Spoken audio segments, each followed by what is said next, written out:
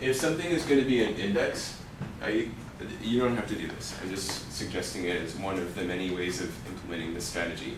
If something is going to be an index for a list, I put a little I in front of it, and then I put some kind of like name that it's, what it's indexing. So often when you're dealing with a list, the list will represent something more in your head than the program necessarily knows about. Like, say for example, you're dealing with formant values. You might say for I formant. So then I equals 0 would correspond to the first formant. I equals 1 would correspond to the second formant, right? So in that case, using I formant very unambiguously indicates to you that the index is referring to formant values, right? So whatever the list is, all of the elements inside of the list are referring to some type of data in your head. And if you name your index so that it indicates what that type is, it makes your code so much more readable. Like when you come back 4 months later and it says for I in some long complicated list, you're like, what the hell is I? If it says for I formant in blah, blah, blah, blah, blah, you're like, oh, I bet all of the elements of this list are formant values. Right? So that's just one particular case where using variable names that are, mnemonic really helps you out.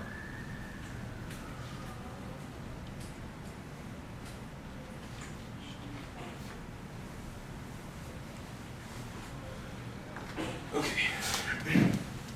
So I snuck something in under the hood here, and that is the range command. Okay, so range is a function. You put in a number, and it returns a list that goes from 0 up to 1 minus that number.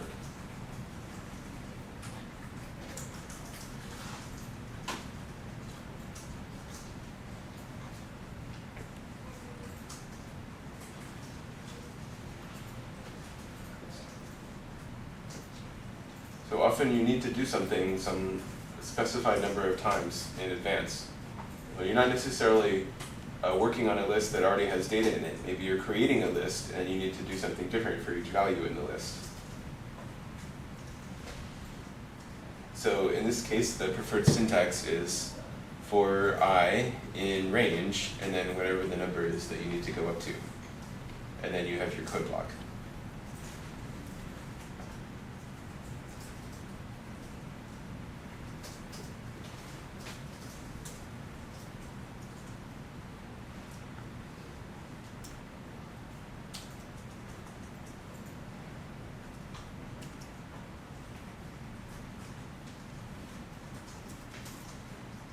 Say you wanted to print a table of squares, for example.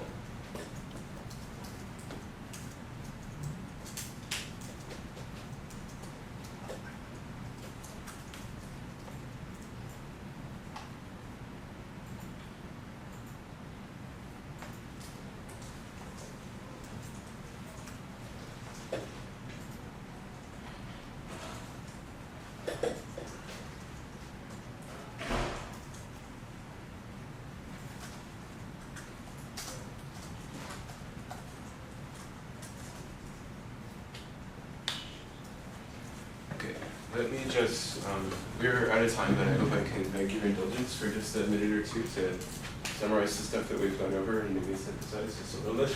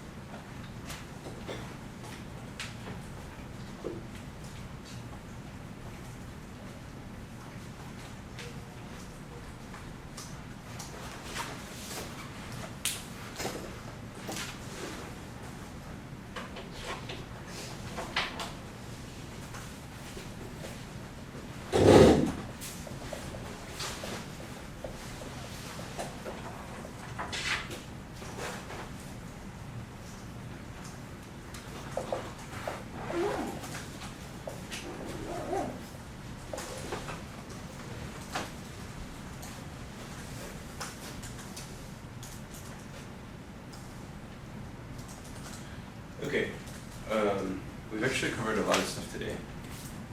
I hope it was at a pace that felt like comfortable for you guys. Okay. We covered the fact that there's several different fundamental data types in Python. There's actually a few more that are still pretty key, in particular the dictionary data type. That's one that's like super, super useful for linguistic research and corpus research.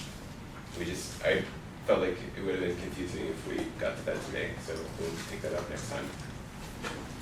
Okay, but there's numbers. As far as we are concerned, integers and floating point numbers are basically the same. Python handles them the same in general. There's strings. A string is a sequence data type. List is also a sequence data type. Okay. So they have a certain amount of shared syntax. There's finally the Boolean data type. This one is relatively more rare, but still useful for people in certain fields. I use them sometimes. Okay. In terms of strings, we started going into some of the important aspects of like handling strings. So one of the most basic things you can do is concatenate strings. So you use the plus operator for that. Another very basic thing that you can do is dump the string to the output device. So for today's purposes, the output device was our computer screen, but in future days, we'll learn how to treat file as an output device. In other words, instead of printing to the screen, you can print something to a file. So reading and writing to and from files is like, it's not that different than reading and writing from the screen, but we have to start basics. Okay.